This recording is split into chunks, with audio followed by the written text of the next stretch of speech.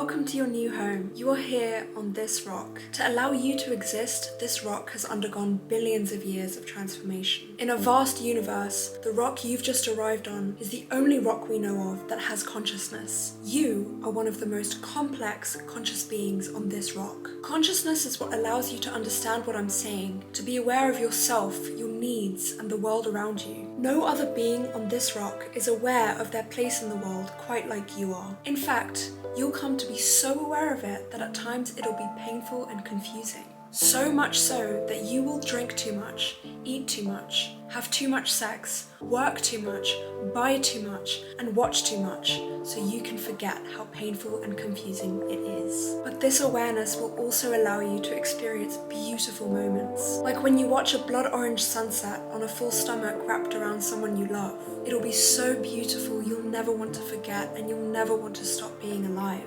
In the span of 4.5 billion years, this little rock has seen a lot. Ice ages, destructive meteors, cataclysmic volcanic eruptions. Millions of species survived it all. But in just 150 years, the species you and I belong to threatens to destroy everything. As we've learned more about the world, a handful of humans have taken advantage. They gained the power to manipulate our rock's resources, to earn paper and copper and numbers on a screen, which gave them power and respect and made them feel incredible. Over time, the rush they got from the paper, copper, and numbers on a screen felt so good that they forgot about sunsets and full stomachs and the people they love. They forgot about their place in the world, and they used their power to create psychological systems of conditioning designed to increase their own power and wealth. New humans like you stood no chance. This system was deliberately created to make our species believe that we were only worth the amount of paper and copper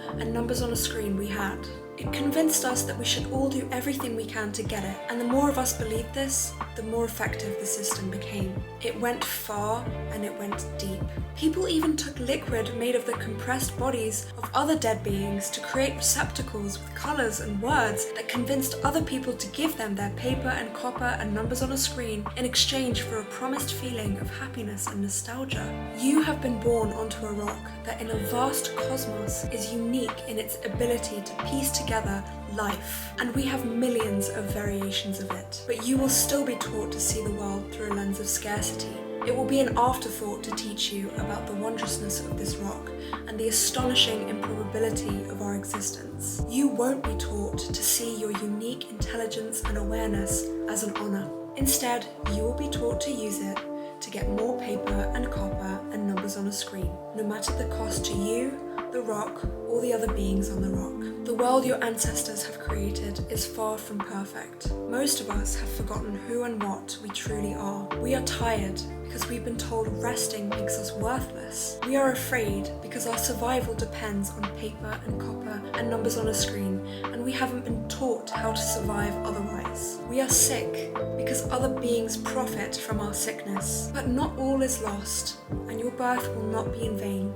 If only our species remembers. We must remember who we truly are. We must remember that we are bound to the same rules of nature that binds every other being on this rock. This rock has everything every conscious being needs to be happy and healthy, if only we learned to give as much as we take. We must remember that our bodies are marvels of nature, and when nature works, nature must also rest. We must remember that our true minds are rooted in peace and hope. Fear and pessimism are protective mechanisms designed to simply protect us from harm. We need to remember this, because the wealthy beings use and reinforce our brain's negative bias to create an environment of fear and distrust to their own advantage. We need to try every day to use our profound consciousness to see the positive, to acknowledge the overwhelming kindness and love and peace all around us and within us. We need to remember to listen to our bodies and to use our emotions as an internal compass and not to run away from unpleasant ones. We need to forget the idea that other beings are better or worse than us and remember that we are all of the same consciousness. We need to remember that the single most important rule of life is that we cannot live without one another. We need the many millions of forms of consciousness on this rock to breathe, to eat, to have shelter, to be clothed, to laugh and to love. We need to remember that our differences are not threatening, but valuable opportunities to learn and grow. Remembering will not be easy. The world the older and wealthier beings have created has encouraged and rewarded forgetting at every turn. But as remembrance and awareness returns to even a single being, these systems of destruction will begin to lose their power. The reward for remembering will be even greater than you can imagine. Life on this rock is not going to be easy. I think it's not supposed to be. If we didn't have downs, how could we appreciate the ups? Think of this as your home for now, to learn before we all go back to our true homes. You must continue to remember your true nature throughout all the challenges and obstacles you will face. I could say I'm sorry that the world is not kinder, nicer, more peaceful before you arrive, but I'm not, because there's peace and acceptance. And because I have learned that while this world is far from perfect, there truly is so much love and it's everywhere you look. I'm not afraid, because we're going to figure this out together. I love you.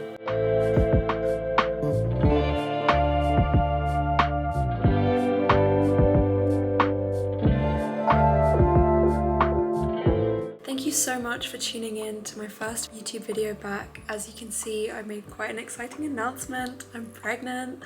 I'm 12 weeks along. It's been a beautiful, exhausting, crazy journey, and I'm probably going to share some of my pregnancy journey on here. I took a bit of a break from YouTube. I posted a few videos last year, and to be honest, I don't think I was like spiritually ready to put myself out there, to put my voice out there. I don't think I was confident enough. I was like second guessing myself a lot, but you know, it's been a year and I've worked on myself. I worked on my beliefs and my ideas, and I've got a lot of exciting videos in store. So click that subscribe button if you haven't already. If you're here to learn and be a better human and have hope and be inspired, this channel's the right place for you. Thank you so much for watching, and tune in next week for the next video. It's going to be about romantic love. Bye!